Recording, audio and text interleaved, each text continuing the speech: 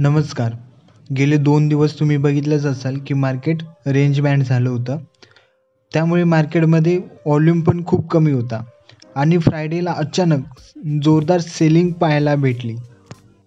तुम्ही बघितलंच असेल की निफ्टी थांबायला मागतच नव्हता आणि निफ्टी आणि बँक निफ्टीमध्ये कंपॅरिझन केलं तर निफ्टी सर्वात जास्त पडलेला आणि बँक निफ्टीमध्ये सेलिंग प्रेशर नव्हता.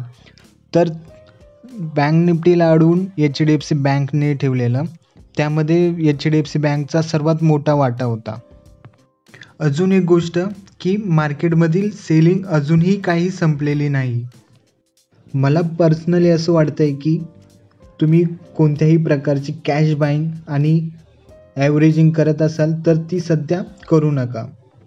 तसेच तुम्हाला तुमच्या पोर्टफोलिओमधले शेअर मोठ्या प्रमाणावरती खाली येताना बघायला मिळत आहेत.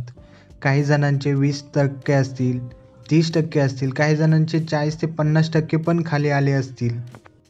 मी एवढंच बोलेन की घाबरण्यासारखं काही एक कारण नाही.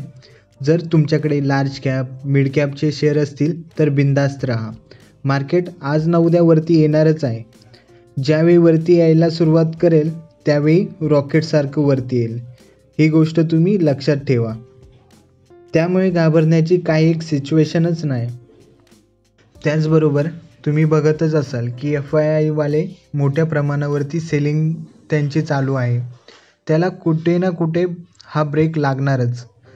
त्याचबरोबर DII पण मोठ्या प्रमाणावरती बाईंग पण त्यांची चालूच आहे.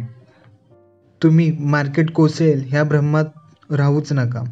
मार्केटमध्ये जे काही चालू आहे ते निव्वळ करेक्शन आहे आणि ह्या करेक्शनमध्ये एक गोष्ट आहे की मार्केट कधीही कंटिन्यू 5-5 महिने एवढे निगेटिव्ह राहिलंच नव्हतं आणि ह्या ठिकाणी तुम्हाला बघायला भेटलं आहे की 5-5 महिने निगेटिव्हमध्येच क्लोजिंग देत आहे.